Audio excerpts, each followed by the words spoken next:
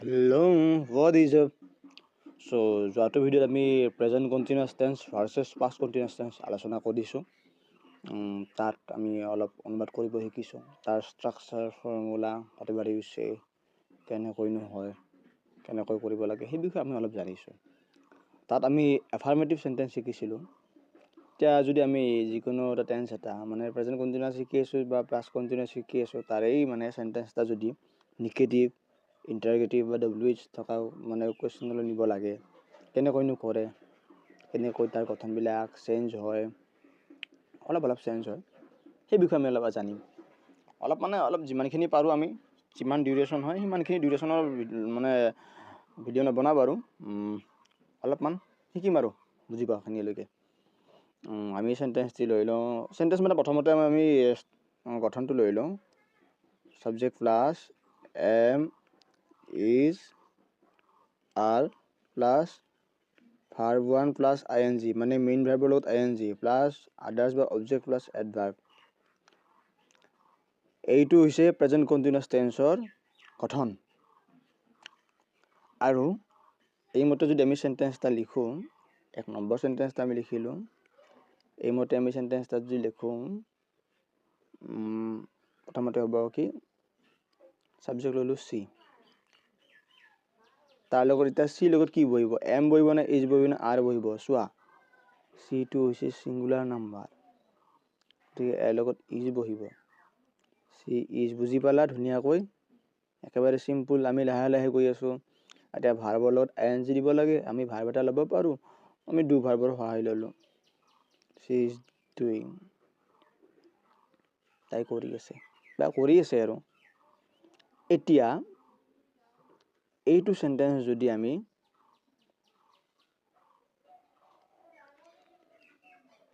Interrogative কৰোঁ, তেতিয়া কেনেকুৱা হ'ব, এই তুমি হেল্পিং ভাৰ্ব পাইছোঁ, এইটো বা এইকেইটাৰ পৰা তুমি এইটো লৈছোঁ, এইটো আগত আহিব, আই কেপিটেল হৈ গ'ল, এছ লাগিলে, ইজ হ'ল।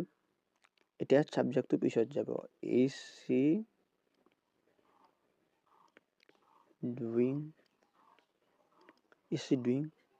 তাই কৰি আছেনে, হৈ গ'ল। এতিয়া যদি আমি এইটো WH থকা, WH মানে হৈছে কি, WH মানে হৈছে তোমাৰ why, what, when, which, এইবিলাক লিখি ৰাখা। কিয়, কি, কেতিয়া, কোনখন, কোনটো।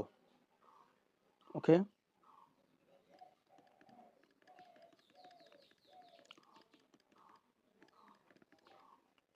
এইটো WH থকা কৰিলে কেনেকুৱা হ'ব, সেই ছাপ'জ নাজানো কি কৰি আছোঁ, সেইটো সুধিম আমি।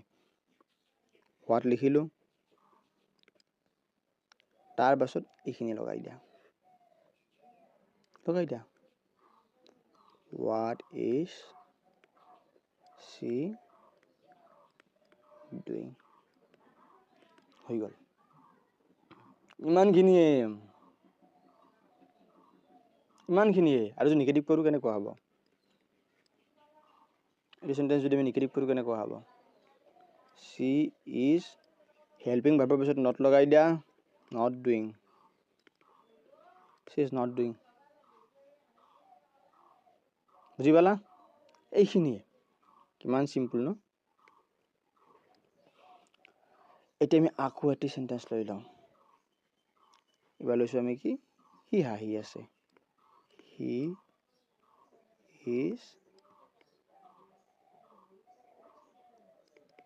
ইজ লাফিং, অ'কে, সি হাঁহি আছে।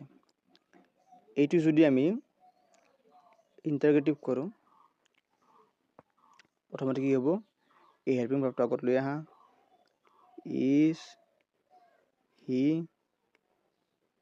LAUGHING, ইজ হি লাফিং, সি কিয় হাঁহি আছে, হয়নে নহয়। ৱাই লগালোঁ, ৱাই মানে কিয়, মই তেতিয়া কৈ দিছোঁ তোমাক, লগাই দিয়া এইখিনি, ৱাই ইজ হি লাফিং, হৈ গ'ল। এতিয়া আমি ক'ব লাগে কি, হাঁহি থকা নাই, এইটো সেন্টেন্স নিগেটিভ কৰিব লাগে হি ইজ not laughing এইকেইটা কণ্ডিশ্যন হ'ব পাৰে যিকোনো এটা টেন্সৰ বা প্ৰেজেণ্ট কণ্টিনিউয়াছ টেন্সৰ গোটেইকেইটা কণ্ডিশ্যন মই কৰি দিলোঁ এনেকুৱা চোৱা মই এফাৰ্মেটিভৰ পৰা নিগেটিভ কৰি দিলোঁ ইণ্টাৰগেটিভ কৰি দিলোঁ ডাবল ইণ্টাৰগেটিভ কৰি দিলোঁ WH থকা ইমানখিনি কৰি দিছোঁ চাবা আমি আৰু কেইটামান সেন্টেন্স আলোচনা কৰিম আমি এইবাৰ past continuous tense এটা সেন্টেন্স লম সাপোজ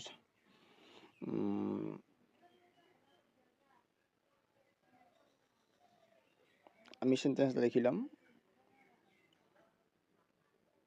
3 নম্বৰ সেন্টেন্স হ'ব নেকি এইটো যদি মই ভুল নহয় the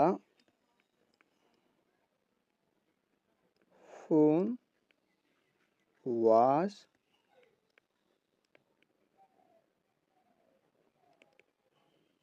ringing ফোনটো বাজি আছিলে চোৱা the phone subject plus was oblique were ইয়াৰ পৰা ফোনটো সিঙ্গুলাৰ নাম্বাৰ ন was আহিছে ভাৰ ওৱানৰ লগত এনজি লাগিছে হৈ গ'ল না past continuous tense এটা সেন্টেন্স এইখিনি আমি বৰ্তমান পাহৰিব নোৱাৰো লাগিব এইটো যদি আমি নিগেটিভ কৰো কেনেকুৱা হ'ব the phone was not ringing বঢ়িয়া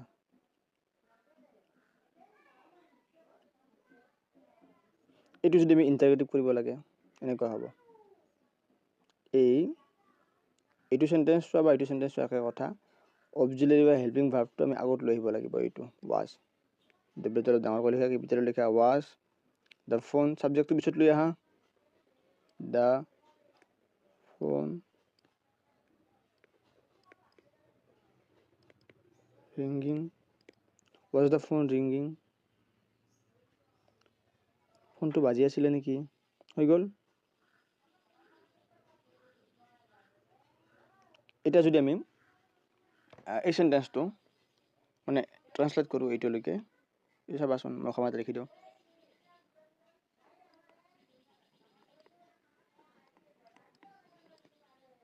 কোনটো ফোন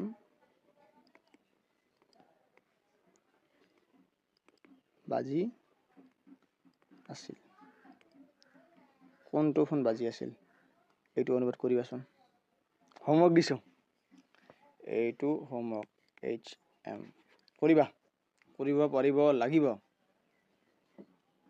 আমি এখন পেজ লৈ লওঁ আন এখন পেজ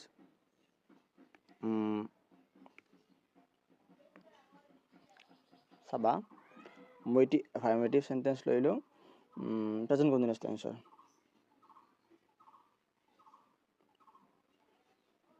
এইটো কিমান নম্বৰ হ'ব পাহৰিলো মেবি 4 নম্বৰ না 5 নম্বৰ কাৰেক্ট কৰি দিবা the baby is crying কেঁচুৱাটোৱে কান্দি আছে এই দা বেবিটো উভয়লিংগ হা এই the baby teacher singer artist dancer এইবিলাক উভয়লিংগ the baby is crying এইটো যদি আমি নিগেটিভ কৰো কেনেকুৱা হ'ব the baby is not crying হৈ গ'ল এইটো যদি ইন্টাৰগেটিভ কৰিব লাগে এই সেন্টেন্সটো যদি আমি ইন্টাৰগেটিভ কৰিব লাগে কি হ'ব প্ৰথমতে হেল্পিং ভাৰ্বটো লৈ আহা is আমি আনিলো is সাবজেক্টটো পিছত লৈ আহা the is the baby crying WH থকা কোৱেশ্চন কৰিলে কেনেকুৱা হ'ব কেঁচুৱাটো কিয় কান্দি আছে ভোক লাগিছে চাগে তাৰ সেইকাৰণে কান্দি আছে হয় না আমি নাজানো কিন্তু কিয় কান্দি আছে why মানে কিয় why বাকীখিনি লিখি দিয়া why is the baby crying তাৰপিছতে কিয় কান্দি আছে হৈ গ'ল বুজি পালা একেবাৰে সিম্পল আমি আকৌ এটা সেন্টেন্স লৈ লওঁ হা প্ৰেজেন্ট কন্টিনিউয়াস লৈ লওঁ it is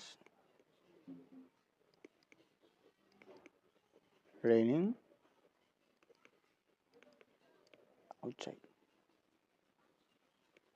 হৈ গ'ল এইটো নেগেটিভ কৰিলে কেনেকুৱা হ'ব